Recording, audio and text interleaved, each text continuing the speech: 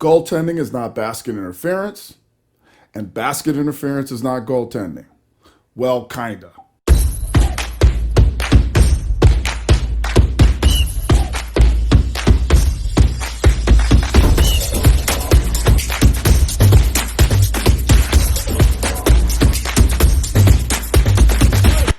Welcome back. This is part of our definition series, which we are continuing, and this time we're going to talk about goaltending. Now, I did a definition earlier about basket interference, and now this time we're doing goaltending. These are actually two different definitions in our rule book. Like I said before, the NCAA does not have a definition for basket interference or goaltending. Those rules are located in their violation section in Rule 9. But with the National Federation, we have a definition for basket interference and goaltending. Now, why am I kind of talking about both of these together? Because goaltending and basket interference oftentimes are confused with each other as the same violation. Goaltending has a completely different definition set as basket interference. So when you are calling goaltending, it doesn't apply to the things that would cause a basket interference violation. Goaltending, honestly, is a very different rule and has very different requirements to call that violation. So let's kind of deal with this and get into the meat and guts of what goaltending is. And I'll even talk about some differences of what basket interference is, just so that we can make a distinction. Let's get into the rule basics. But before we get into the content, please subscribe to the channel, like and share videos, and hit the bell so you can get updates on new material. Thank you for listening to Officiating Born. Let's review the basket interference definition. Some basket interference examples.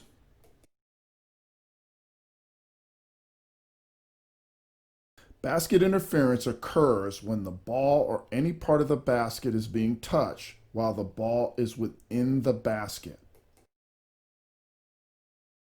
Basket interference basically occurs when the ball or the basket is touched, when the ball is within the imaginary cylinder of the basket.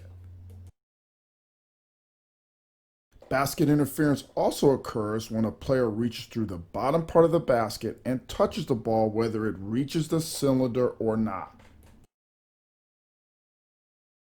Let's look at the Bobby Knight provision of the rule, where if the rim is touched and grabbed and it touches the ball before it reaches its original position, this is also considered basket interference.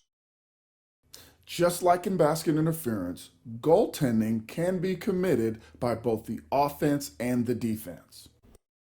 Okay, what constitutes as a goaltending violation? There are actually 4 parts to a goaltending violation, or the definition of goaltending. The first part is a try or tap for a field goal. You must have that. Then you must have a ball on downward flight. The ball must be entirely above the ring level.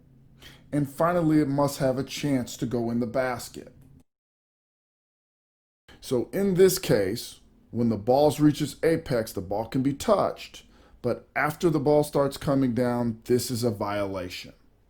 Let us address the issue of the ball having a chance to be made during a try. The rule is pretty clear. The ball must have a chance to get to the basket. So let me show an illustration that makes that a little more clear.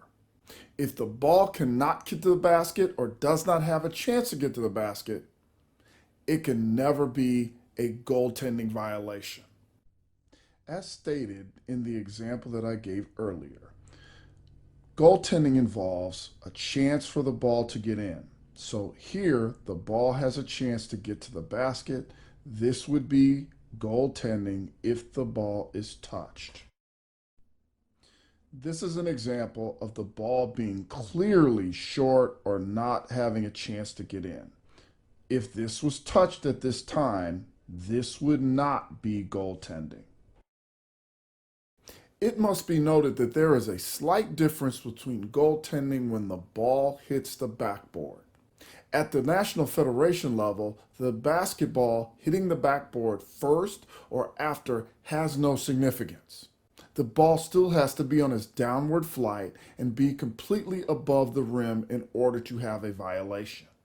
But at the NCAA level, when the ball hits the backboard at any point, then it is touched by an opponent, then you can have a goaltending violation. In this example with the National Federation, the ball hitting the backboard first or pinning the ball to the backboard has absolutely no significance for a goaltending violation. All the tenets still must apply. It must be a try. It must be completely above the rim. It must have a chance to go in.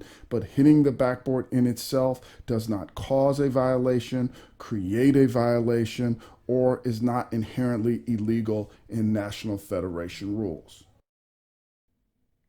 Consequently, in NCAA men's rules, it is illegal to hit the ball after the ball has touched the backboard if the ball has a chance to go in.